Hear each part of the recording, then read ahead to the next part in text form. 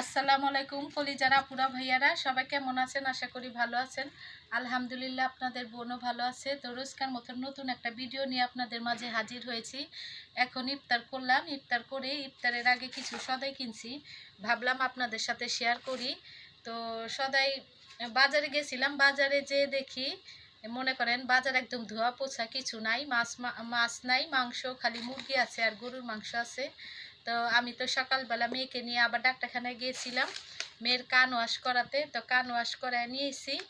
তো ভাবলাম যে বিকাল দিকে একটু বাজারে যাই কিছুই পাইনি। তো আনছি, কিনে আনা হয়েছে এই যে দুইটা মুরগি আনছি। আর কার ওইখানে কত করে মুরগির কেজি ফার্মের, সবাই পারলে একটু কমেন্টে জানাবেন। তো আমাদের এখানে 220 টাকা করে দুইটা মুরগি আনছি, 750 টাকা নিছে। আর এই যে আমার জন্য অল্প একটু করে সেমাই আনছি, এই সেমাই কেউই খায় না। ওই বছরও আনা হয়েছিল, অমনি নষ্ট হয়ে রয়েছে, কেউই খায়নি। আর আনছি লাচ্ছা সেমাই, আনছি জিরা, আনছি মুগের ডাল, আনা হয়েছে খেজুরটা আবার আমার অনেক খুব পছন্দের একটা খাবার। খেজুর সব সময় আমার কাছে খেজুরটা খেতে ভালোই লাগে, যদি পাওয়া যেত আমি সব সময় খেতাম।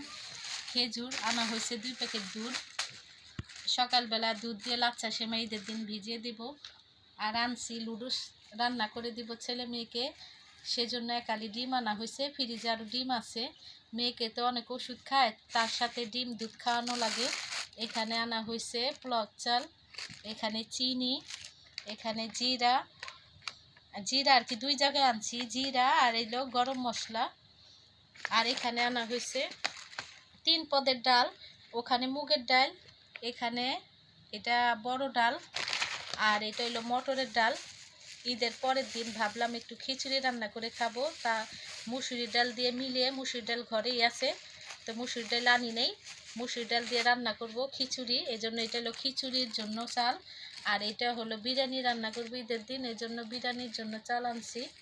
এখানে আনছি শসা, এই খিরাই আনছি, কাঁচামরিচ, কিচ্ছু বলতে নাই। বাজারে একটা আনছিলাম আর কি, চিনাই বাঙ্গি, কে কি বলেন জানি না, এনে আর কি শেয়ার করতে পারি নাই। সাথে সাথে একটু পরে আজান দিয়ে দিছে, তো কেটে অর্ধেক খাইছি ইফতারের সময়। আনা হয়েছে লুডুস, আর আনা হয়েছে টুকটাক আরও কিছু জিনিস। আর একটু পরে যাব, ভাবলাম মুরগিগুলো কেটে ফ্রিজে রেখে দিই। তো ইফতার কিনে এনে খাইছি আজকে প্রথম। আর কিছু ওষুধ পানি আনতে হবে মেয়ের জন্য, তো সবাই আমার মেয়েটার জন্য দোয়া করবেন যেন সুস্থ হয়ে যায় তাড়াতাড়ি। আর আমি মেয়ের জন্য 2টা জামা আরও বানাইছি, সেটা আপনাদের সাথে শেয়ার করব, দেখবেন, বলবেন কেমন হয়েছে কমেন্টে জানাবেন।